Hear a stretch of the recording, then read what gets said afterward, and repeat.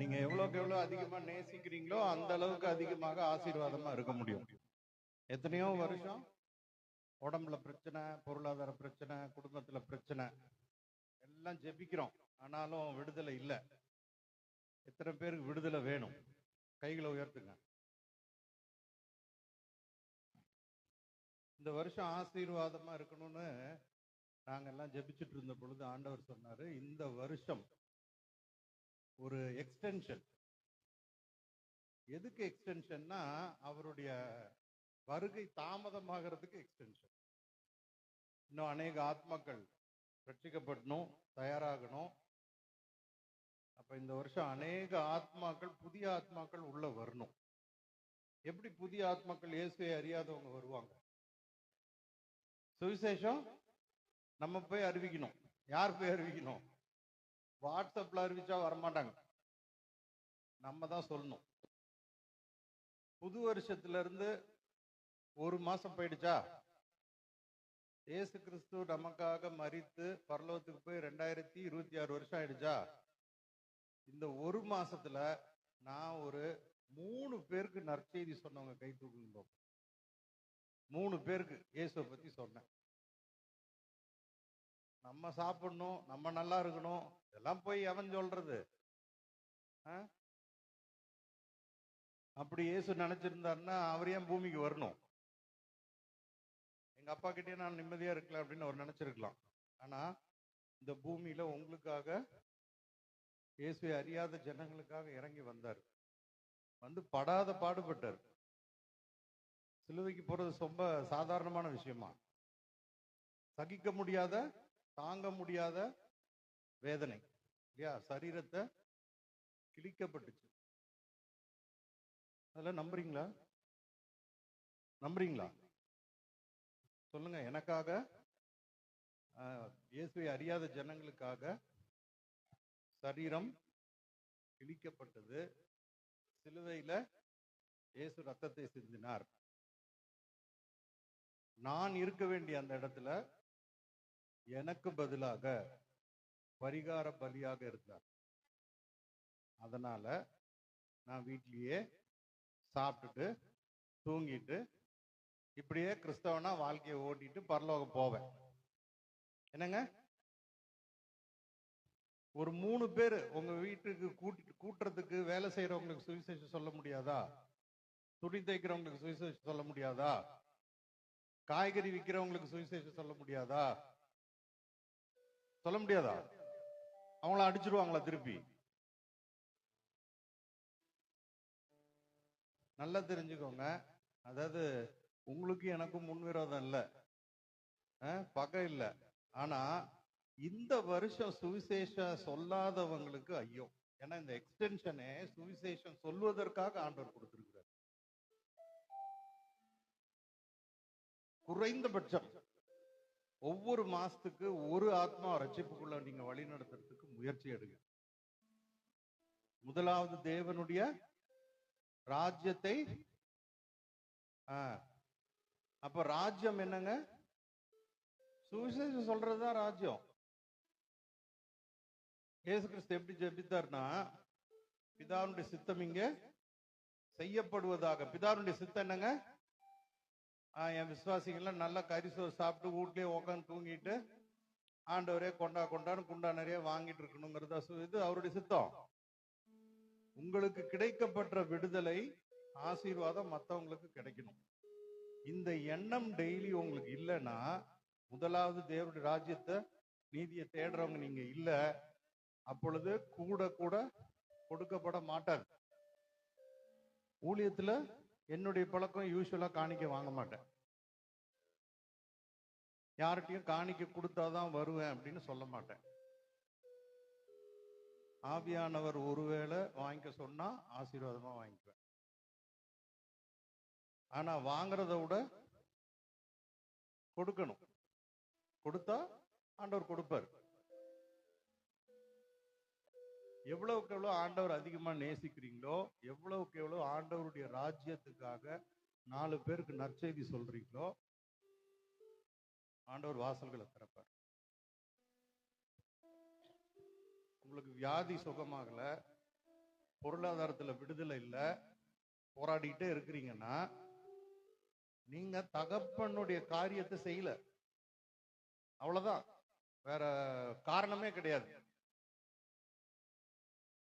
இயேசு கிறிஸ்துவனுடைய ஆசீர்வாத கொள்கை, பிளஸிங் பிரின்சிபல் எப்படின்னா, நீ அதிகமா ஜபத்திலேயே இரு, எந்த வேலையும் செய்யாத, உனக்கு கொட்டுவேன் அப்படின்னு அவர் சொல்லல. நீ போய் இயேசுவை பத்தி, என்னுடைய பலியை பத்தி, உயிர்த்தெழுதலை பத்தி சொல்லு, தேவனுடைய ராஜ்யத்தின் நீதியும் தேட, அப்போ உனக்கு நான் என்ன பண்ணுவேன், கூட கொடுப்பேன். இது அடிப்படை, ரொம்ப சிம்பிள் பிரின்சிபல். இதை செய்யாம நீங்க முன்னேற்றம் பார்க்கவே முடியாது. செக்குமாடு மாதிரி ஒரு இடத்துல சுத்திக்கிட்டே தான் இருப்போம், கடன்ல இருந்து வரமாட்டோம், வியாதியில இருந்து டெலிவரன்ஸ் ஆகாது, முன்னேற முடியவே முடியாது. எத்தனை வருஷம் சொந்த வீடு இல்லாம, சொந்த கார் இல்லாம, மற்றவர்களுக்கு உதவி செய்யாம நம்ம வாழ்ந்துட்டு இருக்கோம் இல்லையா? ஆனா என்ன பண்றோம், அதிகமா ஜெபிக்கிறோம். எதுக்கு ஜெபிக்கிறோம்? ஆண்டவரே கொடுங்க கொடுங்க, பிரச்சனையை சால்வ் பண்ணுங்க. ஆனா இது உங்க ஜெபத்துக்கெல்லாம் பதில் ரெடியா இருக்கு. நீங்க கேட்ட வினாடி உங்களுக்கு தேவைகளை கொடுப்பதற்கு ஆண்டவர் கட்டளை கொடுத்துருவாரு. ஆனா அதை பெறக்கூடிய பாத்திரம் ஆண்டவருடைய தகப்பனுக்கு ஏத்த பிள்ளையா இருந்தாதான் அது உங்ககிட்ட வரும். நீங்க சுயநலவாதியா இருந்தீங்கன்னா அது வராது.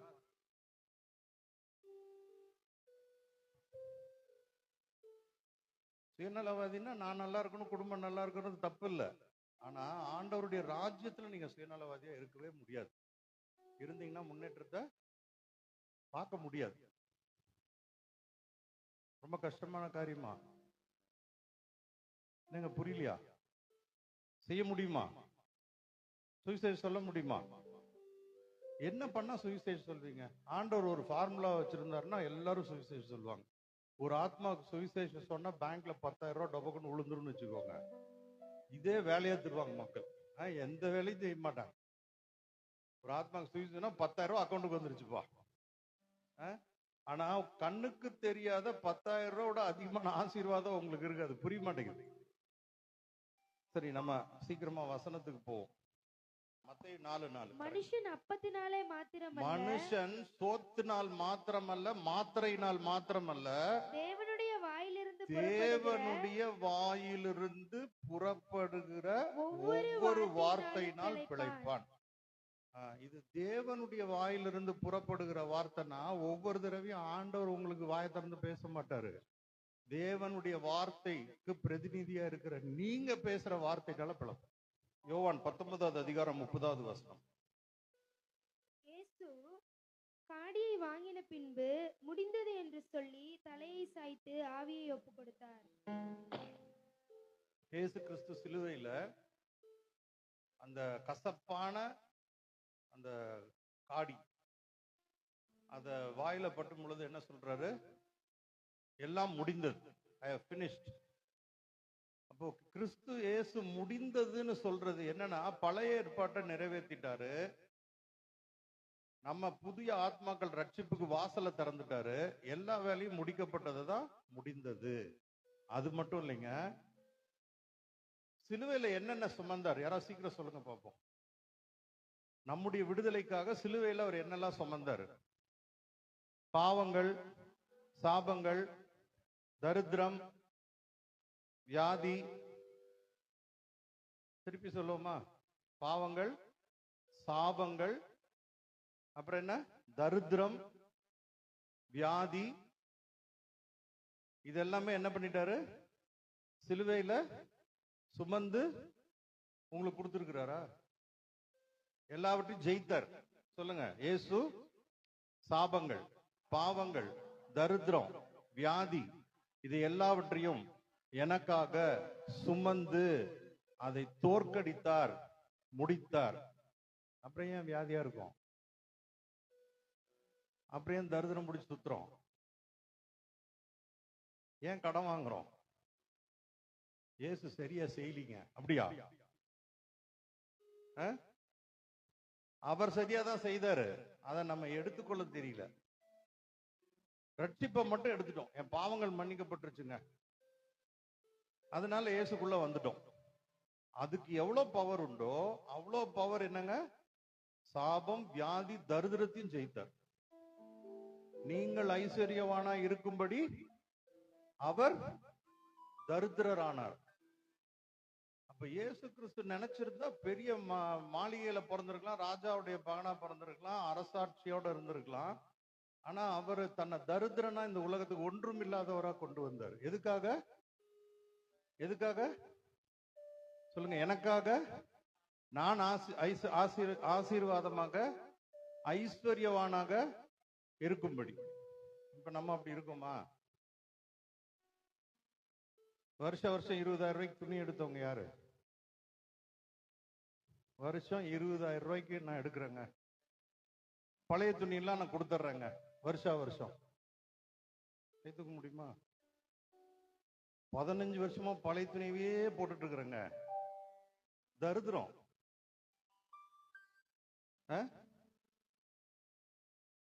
செருப்பு தேய்ச்சி போனா கூட அது ஒரு பக்கம் அப்படி மடங்கி ஓட்ட விழுந்தா கூட விடுறது இல்லைங்க. அதை எவனா தூக்கிட்டு போறேன்னு சுருட்டி பத்திரமா வச்சுக்குவாங்க. இருக்கிறாங்க கிறிஸ்தவ மக்கள். பிஞ்சு போன செருப்பு அதை எவனா தூக்கிட்டு போறான்னு ஜன்னல சுருட்டி அப்படியே அக்கில் வச்ச கூட பைபிளுக்கு பக்கத்துலயே வச்சுக்குவாங்க. இருக்காங்களா? பார்த்திருக்கீங்களா? அப்படி தரித்திரம். சில பேர் பாய்கடியில் வச்சுக்குவாங்க அந்த செருப்பை. அதை வேணா தூக்கிட்டு போயிடுவாங்க. பண்ணுவாங்களா? அப்படிலாம் பண்ணுவாங்க. பிச்சைக்காரன் பண்ணுவா. அடுத்து யார் பண்ணுவா? நம்ம சபை அப்படி நிலைமையில இருக்கு. இந்த சபையை சொல்லிங்க, கிறிஸ்தவ சபையை சொல்றேன். இப்படியா இருக்கணும்னு இயேசு சிலுவைக்கு போனாரு. வியாதி சுமந்துகிட்டே இருக்கணும். சக்கரை வியாதி சுமக்கணும். சக்கரை இருக்குது அதையே பேசி விடுறதே இல்லை. ஏன் சக்கரை வியாதி, உடம்புல வியாதி, வலி, வேதனை இருக்குன்னு தெரியுமா உங்களுக்கு? விசுவாச குறைவா இருக்கா? கிடையவே கிடையாது. உங்களுக்கு சரியா புரியல. இந்த உடம்பு இருக்குல்ல, இது யாருது? யார் கொடுத்தாங்க? என்னங்க ஜீசஸா? உங்க அம்மா அப்பா கொடுக்கலையா? அம்மா அப்பா தாங்க இந்த உடம்ப கொடுத்தாங்க. அப்படித்தானே? அம்மானுடைய அணுவும் அப்பானுடைய அணுவும் இல்லாம இந்த உடம்பு உருவாக முடியுமா? டைரக்டா ஆண்டவரா சுயங்கின்னு உருவாக்குனாரு. இப்ப இந்த உடம்பு யார் உருவாக்குனா? தாய் தகப்பன் இல்லையா? இல்லையா? எங்க ஆமான்னா ஆமான்னு சொல்லுங்க, இல்லைன்னா இல்லைன்னு சொல்லுங்க. ஆமா. என்றைக்கு இயேசுவை ஏற்றுக்கொண்டுகிறீர்களோ அப்ப இந்த உடம்பு யாருடையதுன்னு தெரியுமா உங்களுக்கு? எங்க அம்மா அப்பா கொடுத்த என் பேருக்கு இந்த உடம்புக்கு ஒரு பேர் இருக்கு இல்லையா? அந்த உரிமை இப்போ இயேசுவை ஏற்றுக்கொண்ட பிறகு யாருக்கு போகுதுன்னா, யாருக்கு போகுது? இயேசுக்கா? யாருக்கு? யாருக்குங்க போகுது? வசனத்தின்படி சொல்லுங்க. இயேசு ஏற்றுக்கொண்ட பிறகு தாய் தகப்பன் உருவாக்கின இந்த உடம்பினுடைய உரிமை யாருக்கு போகுது? இயேசுப்பாக்கா. இந்த சரீரம் பரிசுத்த ஆவியானவர் வாழுகிற ஆலயம். என்றைக்கு ரட்சிக்கப்பட்டீங்களோ இந்த உடம்பு யாருது? யாருது? அப்பா சொல்லுங்க சத்தமா. இந்த உடம்பு உங்க பேரு என்ன? உங்க பேர் சொல்லுங்க. ஐசக்கு. உடம்பு இல்ல, பரிசுத்த ஆவியானவருடைய ஆலயம். இதை என்னைக்கு சொல்றீங்களோ வியாதி இருக்காது. ஏன் உடம்புன்னு புடிச்சு வச்சுக்கிட்டே இருந்தீங்கன்னா எல்லா ஏழரையும் உட்காரும். உங்க அம்மா கிட்ட இருந்து வரும், உங்க அப்பா கிட்ட இருந்து வரும், தாத்தா கிட்ட இருந்து வரும். எங்க அப்பா தாத்தன் பாட்டன் பூட்டன் சக்கரை வியாதி, குஷ்டரோகம் எல்லாமே வரும். ஆனா என்னைக்கு அந்த உரிமையை தகப்பன்ட்ட விட்டு கொடுத்துட்டீங்களோ, பரிசுத்த ஆவியானவர்ட்ட விட்டு கொடுக்குறீங்களோ, அன்னைக்கு சக்கரை வியாதி இருக்காது. பரிசுத்த ஆவியானவர் வாழுகிற ஆலயத்தில் சக்கரை வியாதி இருக்குமா? இருக்குமாங்க? பிபி இருக்குமா? டயபெட்டிஸ் இருக்குமா? எந்த வியாதி இருக்க முடியாது. ஏனென்றால் சாவுக்கு ஏதுவான சரீரத்தை, வசனம் இருக்கா, உயிர்ப்பிக்கிற பரிசுத்த ஆவியானவர். சாவுக்கு ஏதுவான சரீரத்தை உயிர்ப்பிக்கிற வேலை மெட்ஃபார்மின் டேப்லெட் இல்ல, பிபி டேப்லெட் இல்ல, டாக்டர் கிடையாது, பரிசுத்த ஆவியானவருடைய ஊழியம். ஆனா என்னைக்கு நான் தான் ஐசக்கு, நான் தான் சாந்தி, என் உடம்புக்குன்னு பிடிச்சி வச்சுக்கிட்டே இருந்தீங்கன்னா அதுல 7:30 உச்ச கட்டத்துல உக்காந்துட்டே தான் இருக்கும். புரியுதா? புரிஞ்ச ஒரு அலலியா சொல்லாம ஆண்டவருக்கு எல்லாம் கேட்டு வாங்கணும். இது ரொம்ப சிம்பிளான சத்தியம், ஆனா இதுதான் உண்மை. உங்க உடம்புன்னு நீங்க நினைச்சீங்கன்னா வியாதியில இருந்து வெளியில வரவே முடியாது. ஆனா வாயை திறந்து தலைவலிக்குது, மூட்டு வலிக்குது, கால் வலிக்குது, சக்கரை வியாதின்னு மனசு சொல்லும் போது இது பரிசுத்த ஆவியானவருடைய ஆலயம், இதுல வியாதி இருக்க முடியாதுன்னு வாயை திறந்து சொன்னீங்கன்னா வியாதி போகும். இந்த நினைப்பே இல்லாம வேத வசனம் உண்மையா பொய்யா? அந்த வேத வசனத்தை பேசினா ஜீவன் உண்டாகும். உன் நாவின் நுனியில் மரணமும் ஜீவனும் இருக்கு. அப்ப ஜீவன் என்னன்னா ஆண்டவருடைய வார்த்தையை பேசினாதான் ஜீவன் உண்டாகும். எனக்கு சக்கரை வியாதி இருக்குது, ஆண்டவருடைய வார்த்தையா? சொல்லுங்க, யார் வார்த்தை? பிசாசு வார்த்தை. இதையே சொல்லிட்டு இருந்தா யார் இருப்பா? ஃபேமிலி பிசாசு ஃபேமிலியா இருக்கும். மாமா பிசாசு, மச்சான் பிசாசு, சனிய, மூதேவி, தரித்திரம், வியாதி எல்லாம் உட்காந்துக்கும். நம்மால எப்ப பார்த்தாலும் கர்த்தரால் அபிஷேகம் பண்ணப்பட்ட ஒரு மனுஷன், ரட்சிப்பை பெற்றுக்கொண்ட மனுஷன் சனியனை கூப்பிட்டுனே இருக்கிறான், மூதேவியை கூப்பிட்டுட்டே இருக்கிறான், தரித்திரத்தை கூப்பிட்டுட்டே இருக்கிறான். எப்படி? வாயிலிருந்து ஜீவன் இல்ல, ஆண்டவர் வார்த்தை இல்ல, மரணத்தை பேசிக் கொண்டிருக்கிறீர்கள். எப்போ மனுஷன் எப்படி பொழைக்க முடியும்? ஆரோக்கியமா வாழணும்னா என்ன பண்ணுங்க? என்னங்க? ஆரோக்கியமா வாழணும் என்ன பண்ணும்? நல்லா சாப்பிடணும், நல்ல பிசிக்கல் ஃபிட்டா இருக்கணும், அப்படிதானே? ஆனா வசனம் சொல்லுது, மனுஷன் அப்பத்தினால் மாத்திரம் அல்ல, சோத்துல மட்டும் இல்ல, எக்ஸசைஸ்ல மட்டும் இல்ல, உன் வாயிலிருந்து புறப்படுகிற என்ன வார்த்தை? ஒவ்வொரு வார்த்தையா நல்லா படிங்க. வாயிலிருந்து புறப்படுகிற தேவனுடைய வார்த்தையினால் பிழைப்பான். என்னங்க? அப்படிதானே இருக்குங்கய்யா? அந்த வசனம் யாரா எடுங்களேன். இயேசு கிறிஸ்து சகலமும் முடிந்து அவருடைய சகல அதிகாரத்தையும் யாருக்கு கொடுத்தாருங்க? பிதா எனக்கு கொடுத்த எல்லா அதிகாரத்தையும் யாருக்கு கொடுத்தாரு?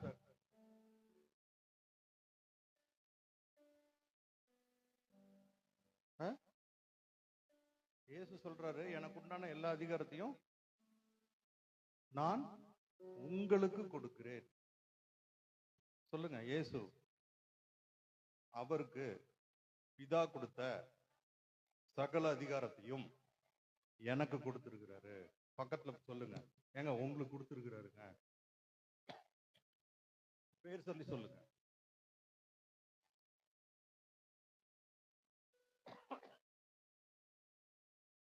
இன்னொரு தடவை சொல்லுங்க, இயேசு அவருடைய சகல அதிகாரத்தையும் அவங்க பேரை சொல்லி உங்களுக்கு கொடுத்திருக்கிறாரு. அதை உபயோகிங்க, அதை உபயோகிங்க, அந்த அதிகாரத்தை உபயோகிங்க. அப்போ சகல அதிகாரமும் ஆண்டவர் நம்மளுக்கு கொடுத்துட்டாரு. வசனம் இருக்கா? யாராவது வசனம் தேடி எடுங்க அத. அப்ப சகல அதிகாரம் ஒவ்வொருத்தருக்கும் கொடுக்கப்பட்டிருக்கு. அதுக்கு லெவல் எல்லாம் கிடையாது, ஊழியக்காரருக்கு தான், விசுவாசிக்கு தான், அப்படிலாம் கிடையாது. யார் இயேசு கிறிஸ்துவை ஏற்றுக்கொண்டார்களோ அவர்களுக்கு சகல அதிகாரத்தை அவர் கொடுத்திருக்கிறார்.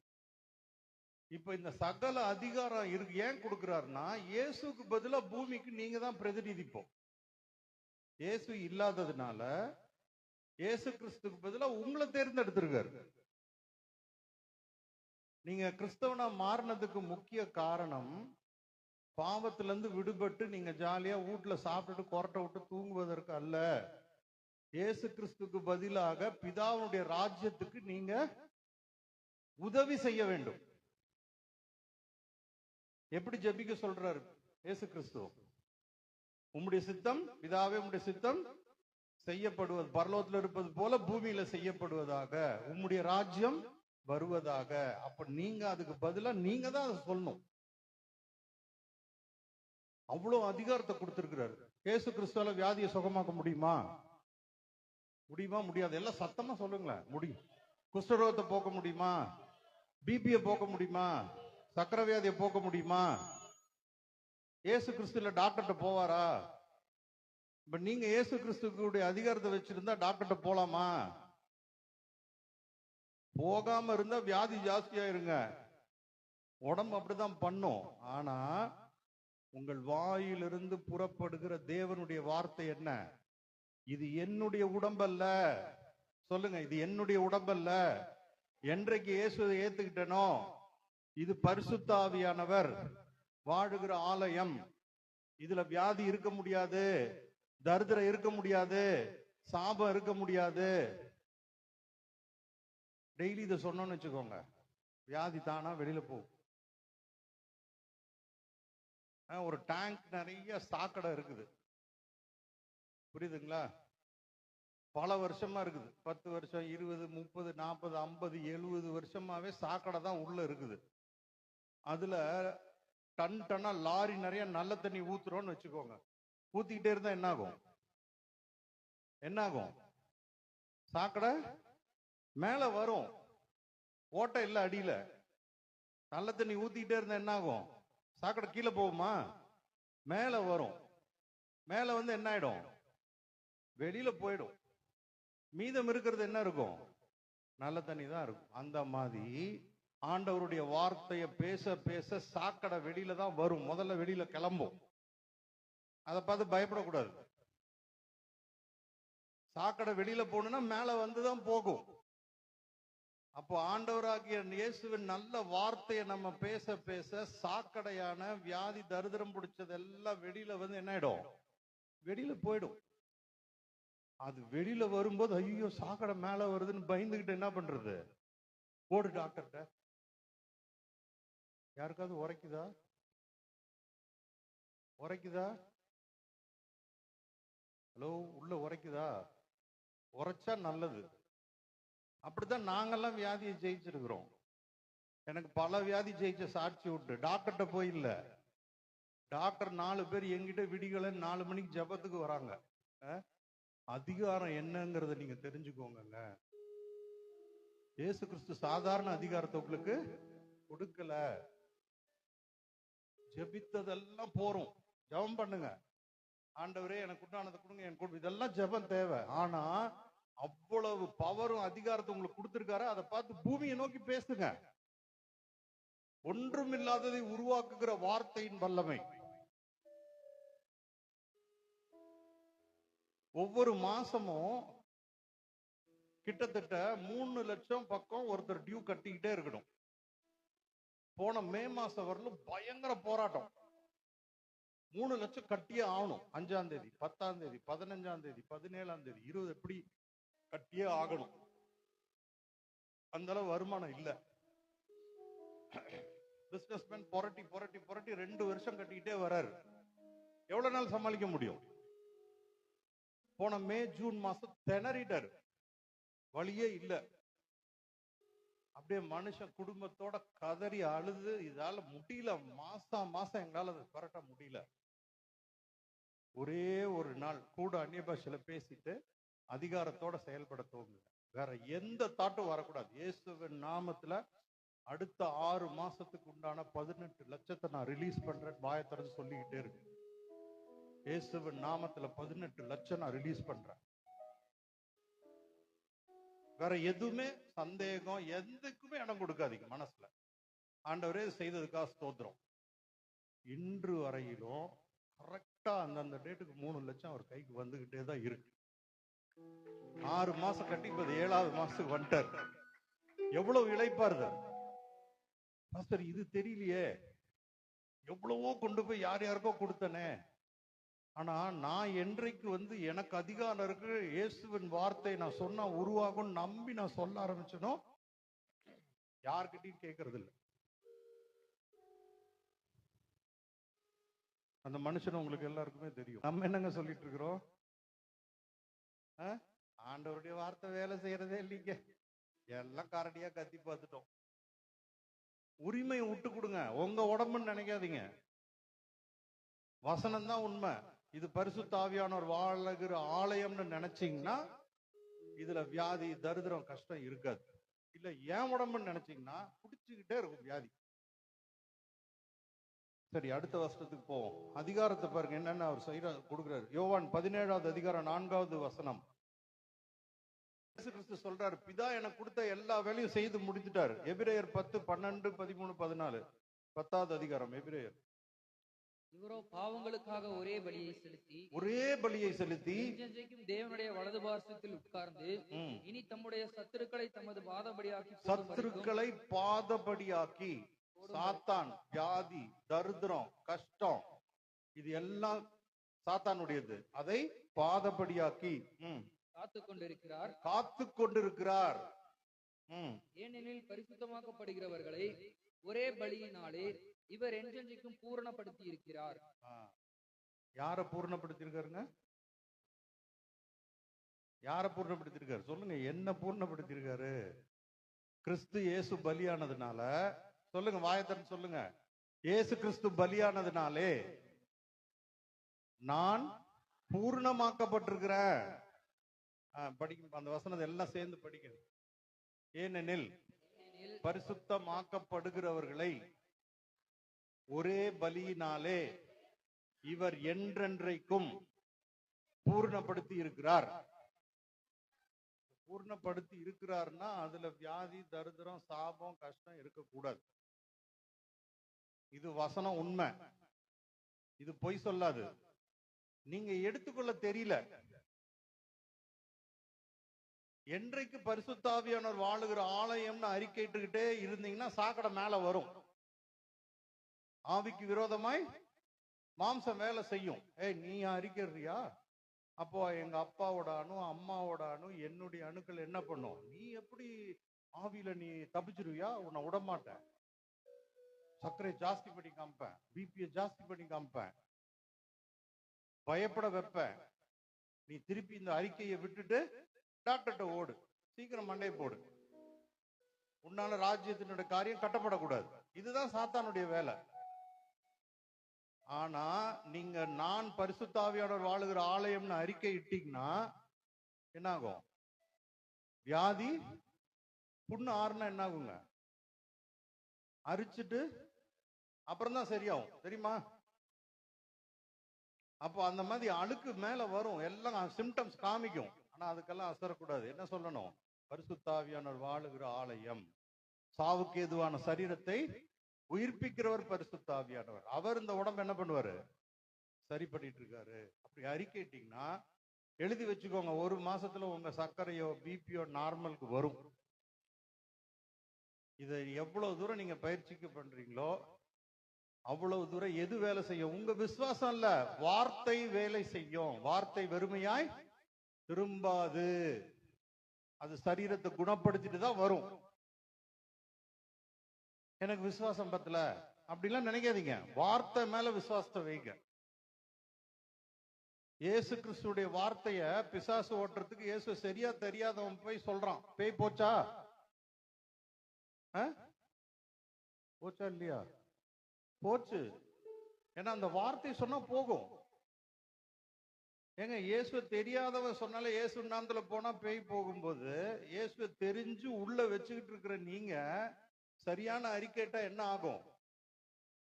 வியாதி, தரித்திரம் உங்ககிட்ட இருக்காது. நடக்கவே முடியலைங்க, இயேசுவின் நாமத்துல நடப்பேன், பரிசுத்த ஆவியான ஒரு பலம் என்கிட்ட இருக்கு.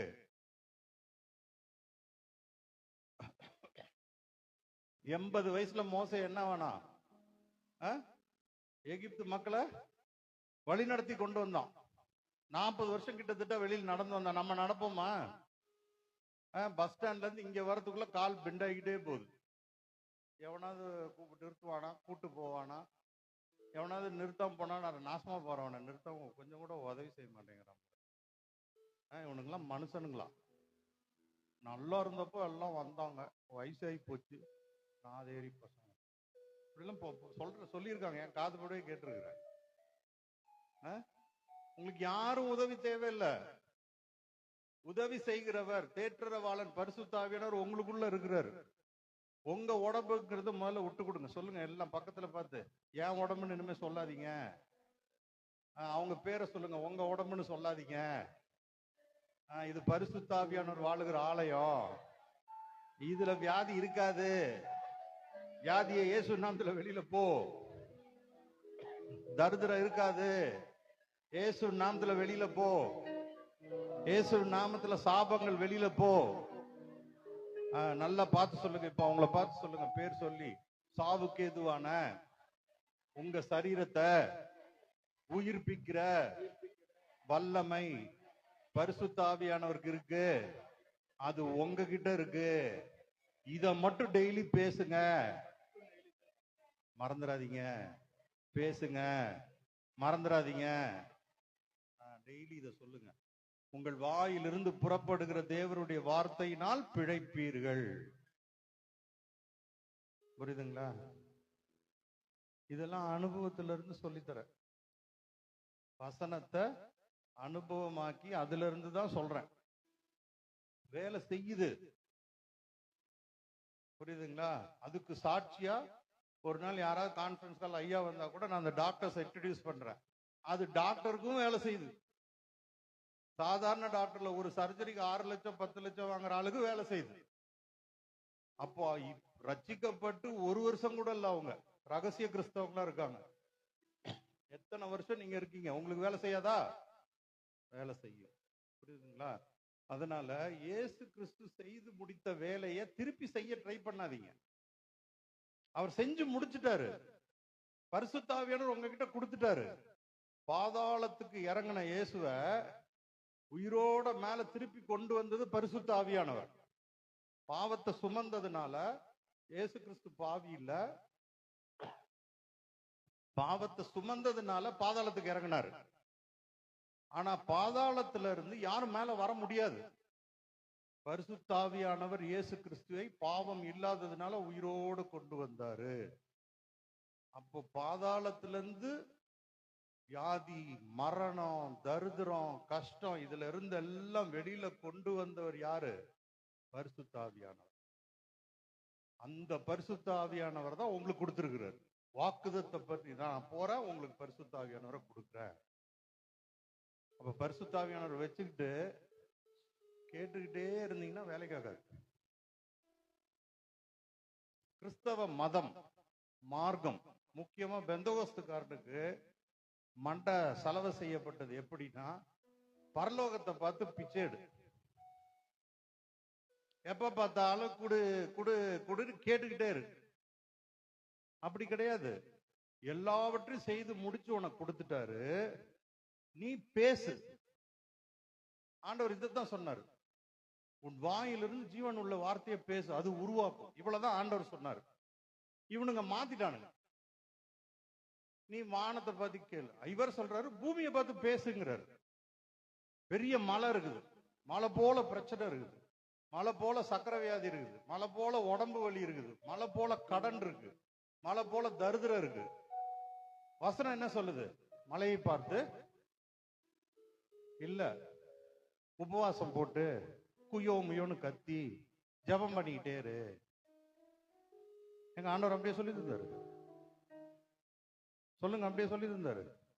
என்ன சொன்னாரு? மலையை பார்த்து அகன்று போ. ரொம்ப சிம்பிளா. இது எப்ப வேலை செய்யும்? எனக்குள்ள இயேசு அதிகாரம் இருக்குன்னு நினைச்சா வேலை செய்யும்.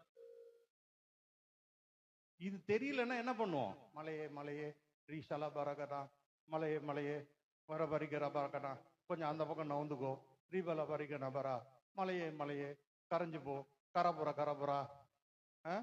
365 நாள் மழை பெருசாயிட்டே தான் இருக்கும். ஆனா என்னைக்கு இயேசு கிறிஸ்துவோட அதிகாரம் எனக்கு இருக்குன்னு தெரிஞ்சு, மலையா இயேசு நாமத்துல போவார் அப்படின்னு சொன்னா, மலை போன்ற பிரச்சனை பனி போல விலகும். பிசாசை எதிர்த்து நில்லுங்கள், அவன் உங்களை விட்டு ஓடி போவான். அதனாலதான் அனுபவத்திலிருந்து சொல்றேன், மலையை பார்த்து பேசுங்க, மலை அகன்று போகும். அந்த அதிகாரம் உங்களுக்கு 3 லட்சம் என் போன் ஸ்டேட்மெண்ட்டை நான் இதெல்லாம் வாட்ஸ்அப் ஐயாவுக்கு அனுப்பணும். ஒரு மாசம் பிப்ரவரி நீங்க ஆரம்பிக்கிறதுக்கு முன்னாடி அந்தந்த தேதியில ஆல்ரெடி பெய்டு இன் ஜீசஸ் நேம்னு எழுதிடுவேன். என்ன, இயேசுவின் பெயரால் இதை கட்டி முடித்து விட்டேன். ஒவ்வொரு மாசமும் முதல் தேதி அன்னைக்கு எழுதிடுறது. அதுக்கப்புறம் ஆண்டவரே இதை கொடுத்துட்டீங்க, ஸ்தோத்திரம், இயேசுவின் நாமத்துல இந்த மாசத்துக்கு உண்டான 3 லட்சம், இந்த டியூ முடிகிறவர்களும் உண்டான 18 லட்சத்தை நான் கட்டி முடிக்கிறேன். இதுதான் அறிக்கை. நான் பாட்டுக்கு என் வேலையை பார்க்குறேன், இளைப்பாறுதலா இருக்கிறேன், டியூஸ் எல்லாம் கட்டி முடிச்சுக்கிட்டே வரேன்.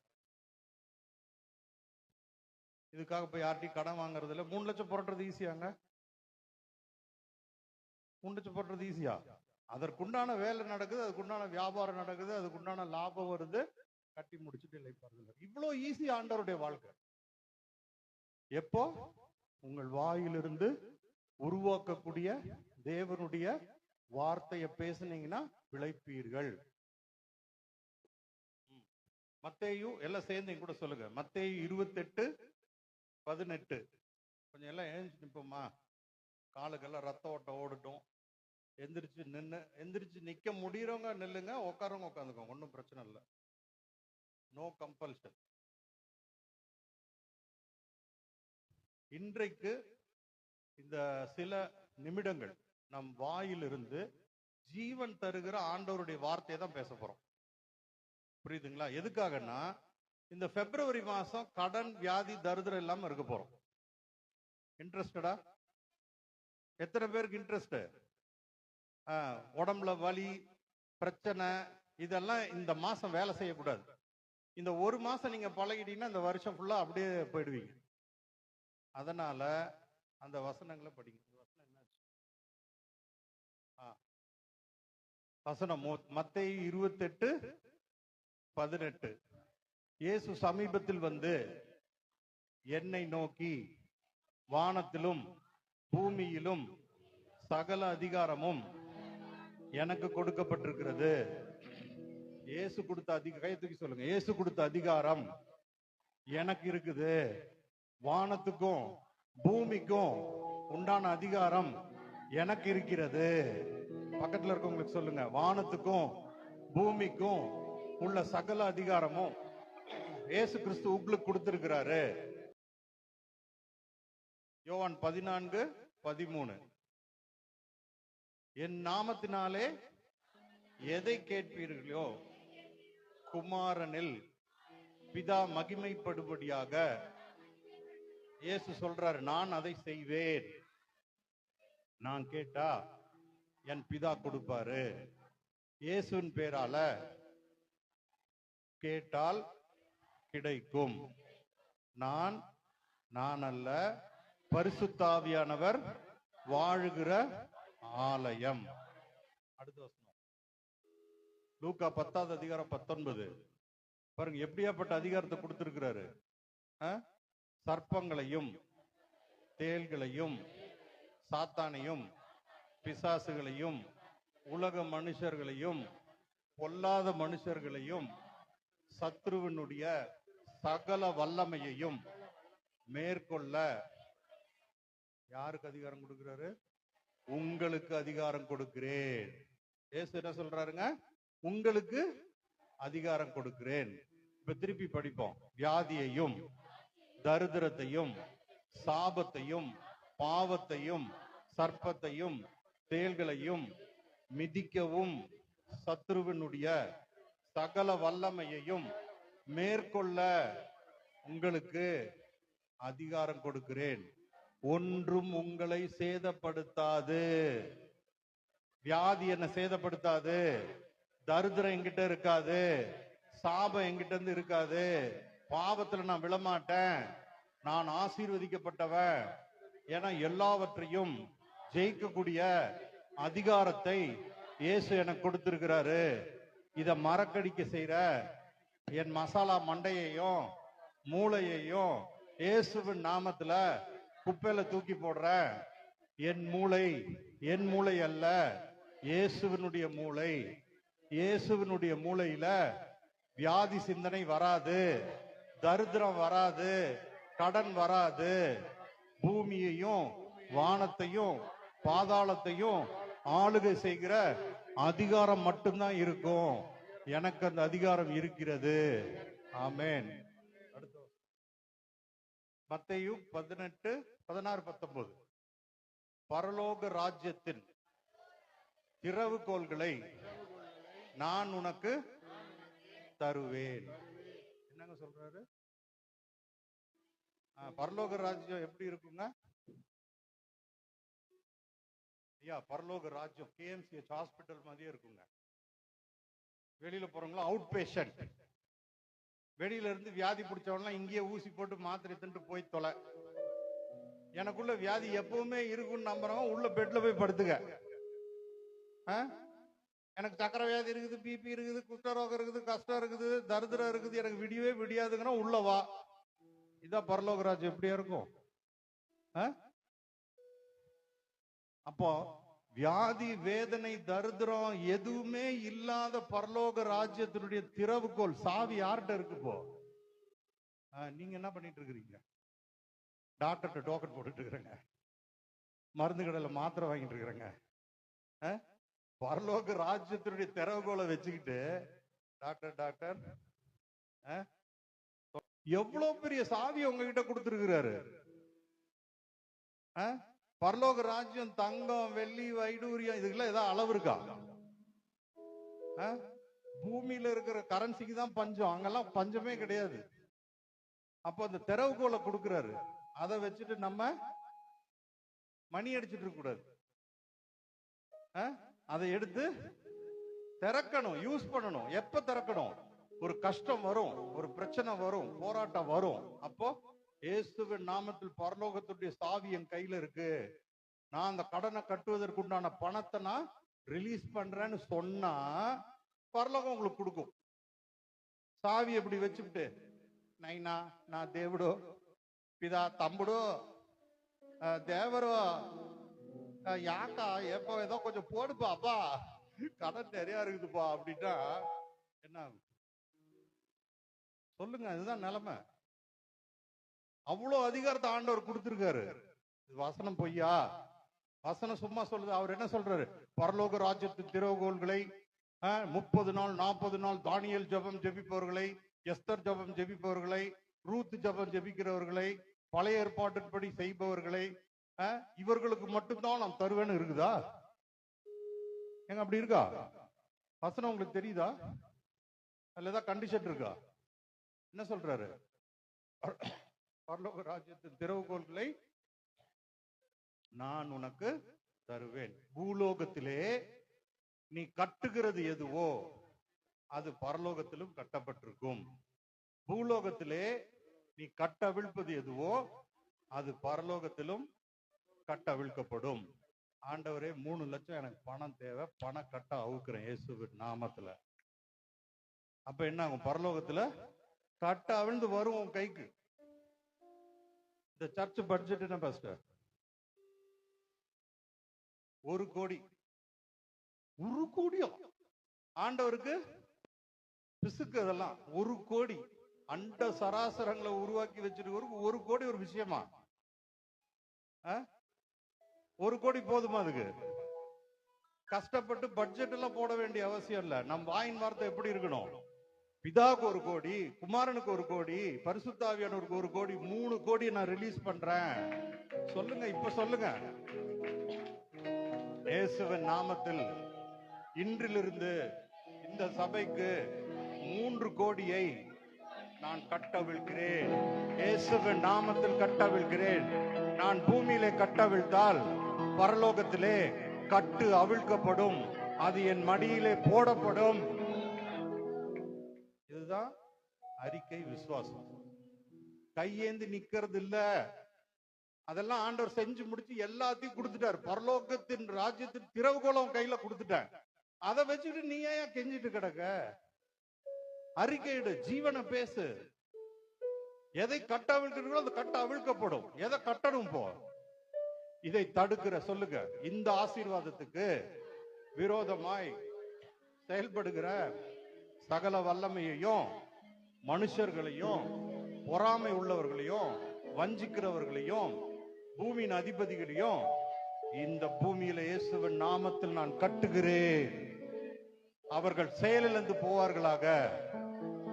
நீங்க இப்படி கட்டுட்டீங்கன்னா அவன் ஆவி மண்டலத்துல வேலை செய்ய முடியாது. புரியுதுங்களா? ஆசீர்வாதம் நிச்சயமா உண்டு. தடை உடனே எதிர்ப்பு வரும். தானியேல் ஜெபம் கேட்கப்பட்டுச்சு, உடனே எதிர்ப்பு வந்துச்சு.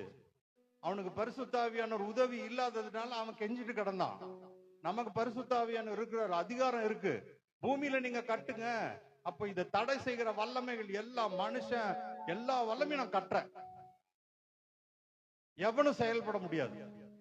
லாக்க போடு, அவ்வளவுதான். அவனால செயல்பட முடியாது. புரியுதுங்களா? செய்வோமா? அறிக்கையிடுவோமா? அடுத்த வசனம் எபேசியர் 1:22.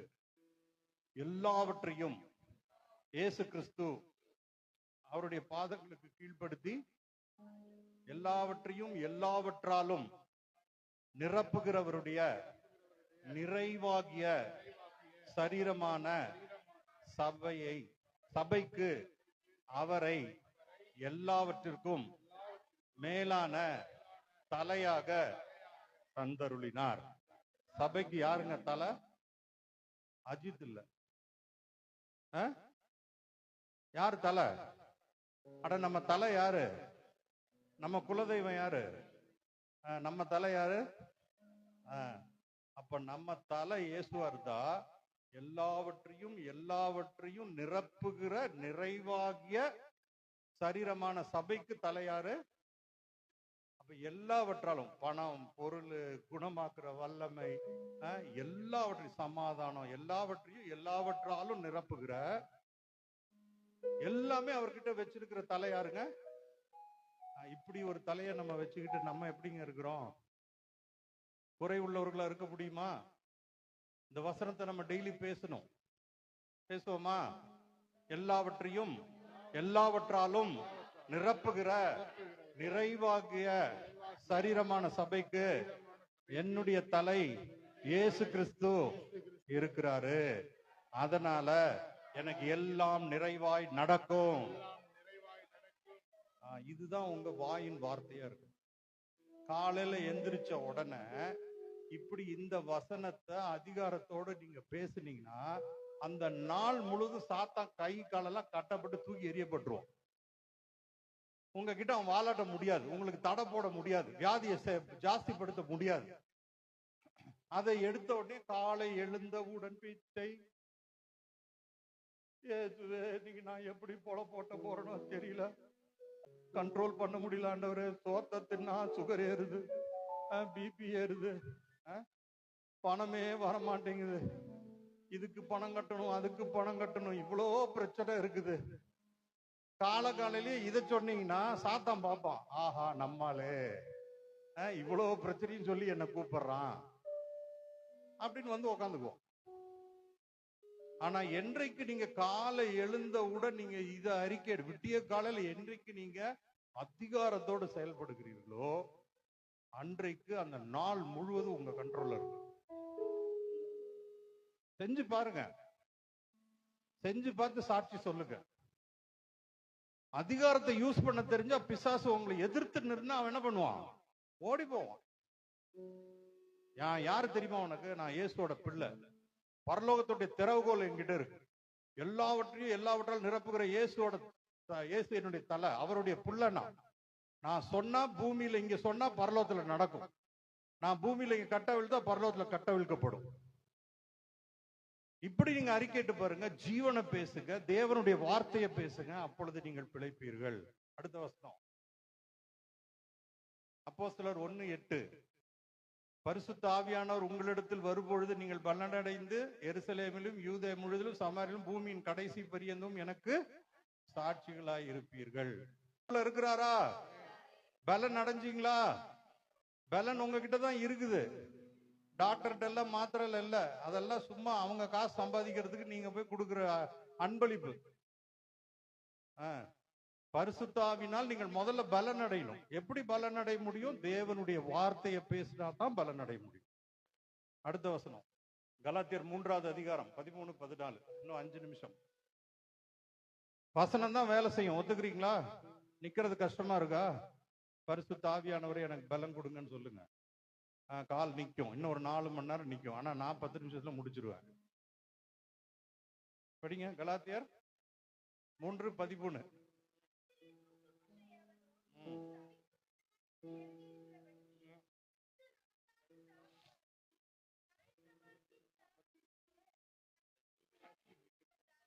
உங்க தாய் தகப்பன் பாட்டன் பூட்டன் முப்பாட்டன் எத்தனை தலைமுறையா இருந்தாலும் அந்த சாபத்தை, தாத்தாவை தெரியும், எத்தனை பேருக்கு தாத்தா தெரியும்? பாட்டி, பாட்டன், பூட்டன், அதுக்கு மேல தெரியாது. யார் யார் செஞ்ச சாபமும் தெரியாது.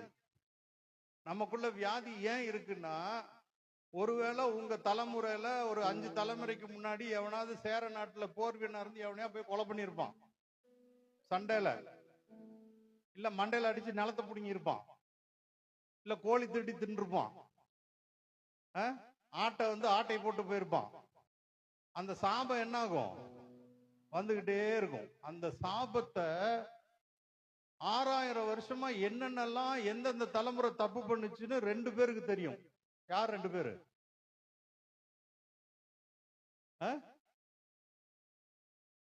யாருக்கு? தப்பு பண்ணவங்களுக்கு தெரியுமா? 10 தலைமுறைக்கு முன்னாடி பண்ணவங்களுக்கு எப்படி இப்ப தெரியும்? 2 பேருக்கு தெரியும். ஒன்னு ஆண்டவருக்கு தெரியும், இன்னொன்னு பிசாசுக்கு தெரியும். ஆண்டவருடைய சுபாவம் என்ன? மன்னிப்பு கேட்டா மன்னிக்கப்பட்டுரும். இப்ப நீங்க மன்னிப்பு கேட்டீங்க, மன்னிக்கப்பட்டுச்சா? ஆனா ஒருத்தனுக்கு மட்டும் வயிறு எரியுது. யார் அவன்? அவன் என்ன பண்ணுவான்? ஞாபகப்படுத்திட்டே இருப்பான். நீ யோக்கியமா? உன் தாத்தன் யாரு தெரியுமா? கோயில்ல மணி அடிச்சவன். உன் முப்பாட்டை யாரு தெரியுமா? ஆட்டைய போட்டவன், கோழி திருடினவன், கொலபாதகம் செஞ்சவன், விபச்சாரம் செஞ்சவன். அப்போ அந்த வழி வாசலை வச்சுக்கிட்டு நமக்குள்ள வருவான். ஏன்னா இந்த உடம்பினுடைய அணு யாருக்கு நம்ம உரிமை இன்னும் கொடுக்கல? பரிசுத்த ஆவியானவர் கொடுக்கல. நான் எங்க அப்பா அம்மா யாருன்னு கேட்டா நீங்க என்ன சொல்லணும்? பரிசுத்த ஆவியானவர் சொல்லுங்க. உலகத்தான் கேட்டா சொல்லுங்க. ஆனா சபைக்குள்ள யாரு உங்க தாய் தகப்பன்?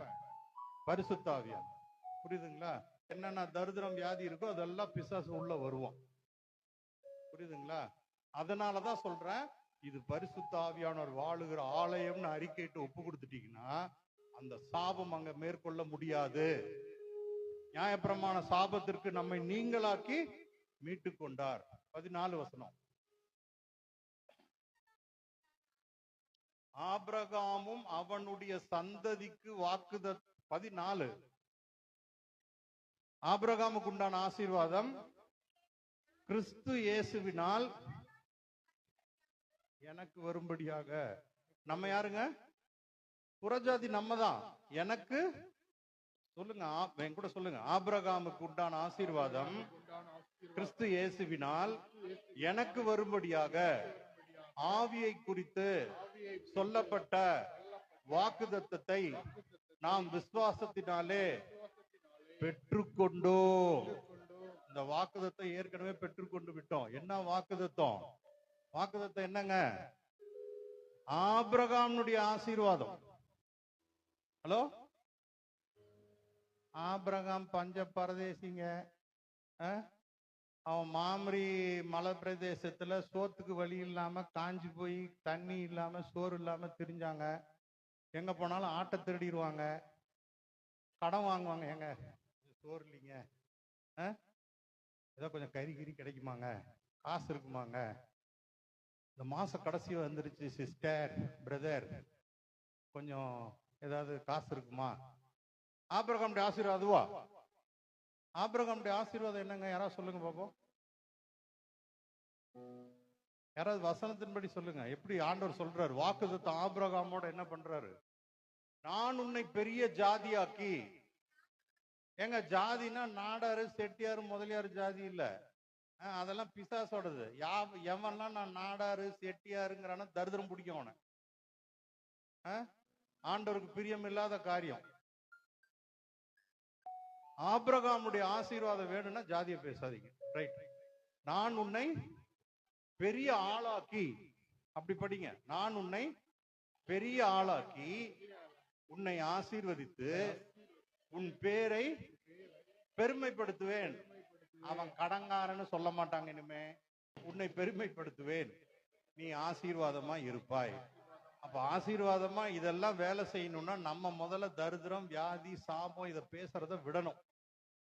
தயவு செஞ்சு விட்டுருங்க. புரியுதுங்களா? அடுத்து கொலோசியர் 2:14-15.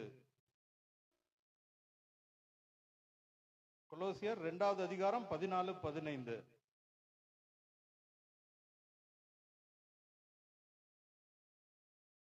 நமக்கு எதிராக, எதிரடையாக, கட்டளைகளால் நமக்கு விரோதமாக சாத்தான் நமக்கு எதிராக அவனுடைய ராஜ்யத்துல போட்ட கையெழுத்தை கேன்சல் பண்ணி அதை நமக்கு நடுவுல இல்லாதபடி எடுத்து சிலுவையின் மேல் ஆணி அடித்து துரைத்தனங்களையும் அதிகாரங்களையும் உரிந்து கொண்டு வெளியரங்கமான கோலமாக்கி அவைகளின் மேல் சிலுவையிலே வெற்றி சிறந்தார். இதுதான் இருக்கிறதுலயே ஹைலைட். சாபம், வியாதி, தரித்திரம், சாத்தானுடைய சகல பிரச்சனை, நம்ம உடம்புல இருக்கிற எல்லா பிரச்சனை, மனசுல இருக்கிற பிரச்சனை, இது எல்லாத்தையும் என்ன பண்ணிட்டாருங்க? சிலுவையில வச்சு கேன்சல் பண்ணி ஆணி அடிச்சிட்டாரு. ஆணி அடிச்சதை நீங்க பேசாதீங்க. புரியுதா? வியாதி அவர் ஜெயிச்சிட்டார் சிலுவையில. முதல்லயே சொன்னோமா? சிலுவையில சொல்லுங்க. சிலுவையிலே தரித்திரத்தை, வியாதியை, பிரச்சனைகளை, மன உளைச்சல்களை, சமாதான கேடுகளை, தேவனுக்கு பிரியமில்லாதவைகளை சிலுவையிலே வெற்றி சுரந்தார். அந்த வெற்றி தான் நம்முடையது. சிலுவை மட்டும் இல்ல, உயிர்த்தெழுந்த இயேசு தாங்க நமக்கு முக்கியம். அவர் உயிர்த்தெழுந்து அந்த அதிகாரத்தை கொடுத்துட்டார். வசனம், இவ்வளவு வசனம் பார்த்தோமா? இயேசு கிறிஸ்து அதிகாரம் கொடுத்திருக்காரா? பரலோகத்தினுடைய திறவுகோல் உங்க கையில இருக்கா? இந்த பூமியில எதை திறக்கிறீங்களோ வானத்துல திறக்குமா? பூமியில எதை கட்டுறீங்களோ அது வானத்துல கட்டப்படுமா? இவ்வளவு அதிகாரம் இருந்து நீங்க என்ன பண்ணணும்? இனிமே பயன்படுத்த வேண்டும். ஜீவனுள்ள வாக்குத்தத்தங்களை தைரியமா பேசுங்க. காலை எழுந்தவுடன் யாசிக்காதீங்க, கெஞ்சாதீங்க, அதிகாரமா சொல்லுங்க.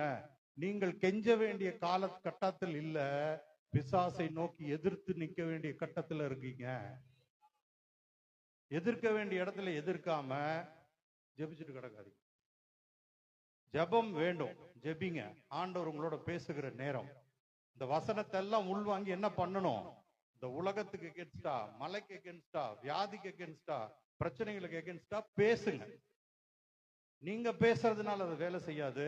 ஆனா பேசுகிற வார்த்தை பெருமையாய் திரும்பி வராது. ஏனால் அது இயேசுனுடைய வார்த்தை. அல்லேலூயா சொல்லலாமா? ஆமா. இந்த மாசம் பழைய மாசம் மாதிரி இருக்குமா இல்ல புதுசா இருக்குமா? எதை வேணுமோ உங்களால உருவாக்க முடியுமா? அந்த அதிகாரம் இருக்கா? நீங்க சொன்னா பரலோக திறவுகோல் திறக்குமா? உங்களுக்கு பணம் வேணும்னா இங்க கட்ட விழுத்தீங்கன்னா பரலோகத்துல இருந்து வருமா? உடனே மடியில வராது.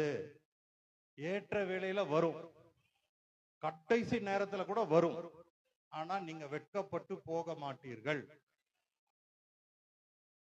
சரியா? நல்ல ஆண்டவர் துதிப்போமா? கைகளை உயர்த்தி 2 பைபிள் எல்லாம் வச்சுட்டு, ஆண்டவரே இந்த வார்த்தைகள் என்னிடத்துல வேலை செய்யட்டும்.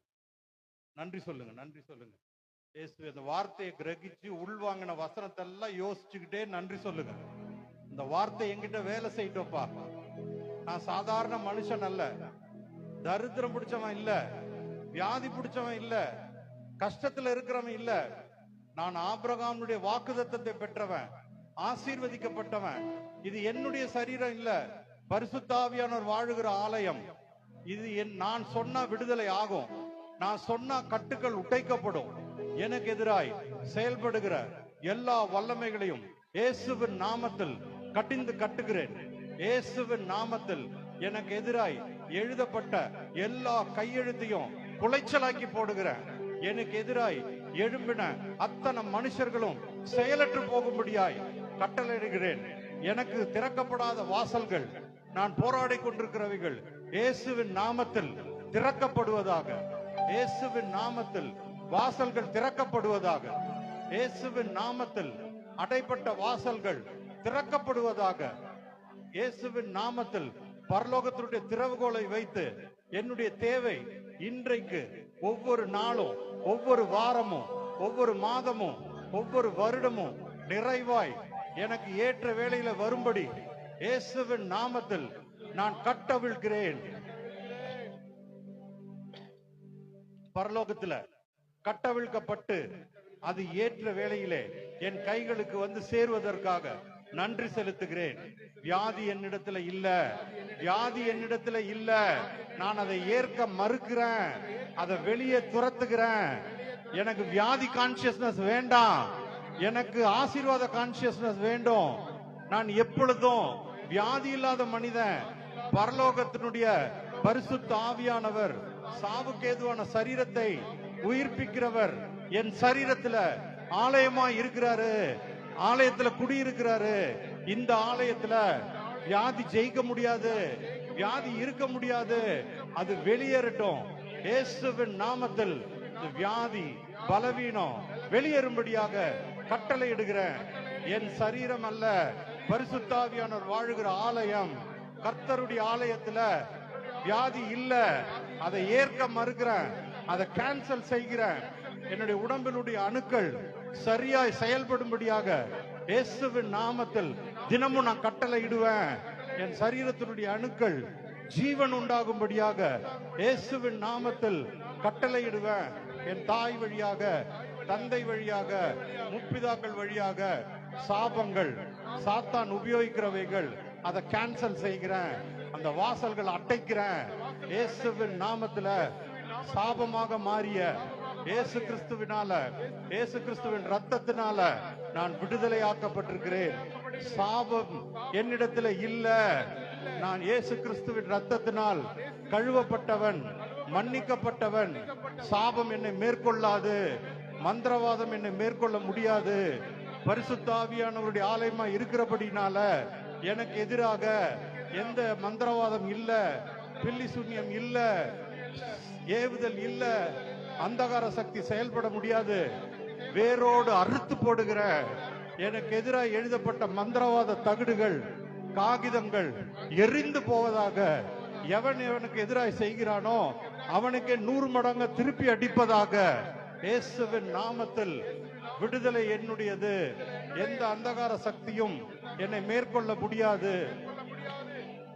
இயேசுவின் நாமத்தில் ஆசீர்வாதத்தை ரிலீஸ் பண்ற, அபண்டன்ஸ் ரிலீஸ் பண்ற, நிறைவை ரிலீஸ் பண்ற. ஆரோக்கியத்தில் அபரிதமாக, பொருளாதாரத்தில் அபரிதமாக, ஆசீர்வாதமாக, மற்றவர்களுக்கு தாராளமாய் கொடுக்கும்படியாக என்னுடைய பேங்க் அக்கவுண்ட் இயேசுவின் நாமத்தில் நிரம்புவதாக. என்னுடைய ஜிபே நிரம்புவதாக, என்னுடைய பேங்க் அக்கவுண்ட் எல்லாம் நிரம்புவதாக, சர்ச் அக்கவுண்ட் நிரம்புவதாக, கரண்ட் அக்கவுண்ட் நிரம்புவதாக, பர்சல் எப்பொழுது பணம் இருப்பதாக.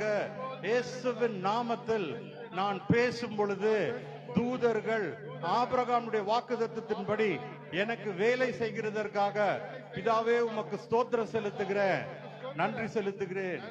இயேசுவின் நாமத்தில் பிதாவே, ஆமென்.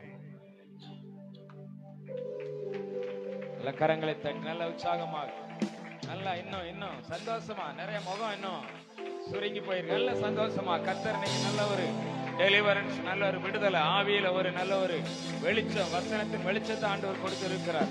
ஆமன். தேவனுடைய வார்த்தையினால் எப்படி நம்ம பிழைக்கிறோம் என்கிறதான நல்ல ஒரு வசனம் வெளிப்பாடப்பட்டிருக்கிற நல்ல கரங்களை தட்டி ஆண்டவருக்கு நன்றி செலுத்துவோம்.